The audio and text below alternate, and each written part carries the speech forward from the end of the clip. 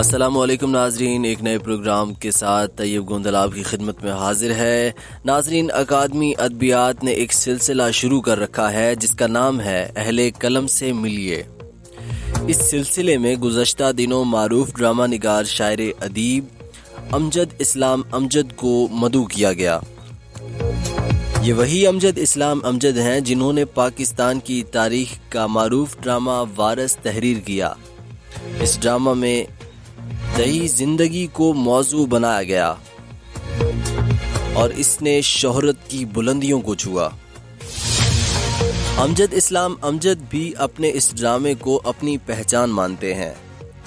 Programme میں professor انور مسعود، professor Fateh Muhammad ملک، professor جلیل علی، doctor انعام الحق جاوید، علی اکبر عباس، حسن عباس رضا، سلیمان باسط، محمد حمید شاہد، راحت سرحدی، ڈاکٹر شیر علی، حاکم علی، ڈاکٹر منظور، افشاں عباسی، جہانگیر عمران، ڈاکٹر راشد متین، عزیز فیصل، محبوب ظفر، رخسانہ سولت کے علاوہ ان کے مداحوں اور عزیز و اقارب نے شرکت کی۔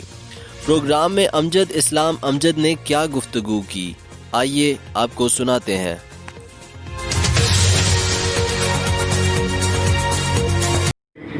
12 سال کے بعد، اور اس زمانے میں جو اسلامیہ گورنمنٹ والی کی ٹیمیں تھیں، آپ کو سمجھیے کہ وہ آج بات کی وجہ سے ہماری پوری سوسائٹی مبتلا ہے کہ میری جو پرفارمنس تھی اپنی، میرا نام ریزرو کھلاڑیوں میں تھا اور ایک اور لڑکا جو ایک سول سرونٹ کا بیٹا تھا، اس کا نام ٹیم میں تھا۔ اب اس وقت کہاں کا انصاف ہے، کتنے کیسے بنے ہوئے یہ وغیرہ وغیرہ، آپ میں تو وہ ایک اسی طرح قدرت بعض اوقات آپ کے لیے ایسے چیزوں کا ایک دوسرے سے بڑا گہرا تعلق ہے۔ آپ میں وہی ہوتا، یہیں بیٹھا ہوتا، آپ جیسے اچھے اعلیٰ دیکھتا ہوں کہ نوجوان جو ہے ہماری نسل، ایک تو یہ ہے کہ وہ پیورلی جمع تک سوچتا نہیں ہے، 2-5 کبھی نہ کبھی سوچنا چاہیے، کبھی کبھی کے لیے یہ اچھا ہوتا ہے۔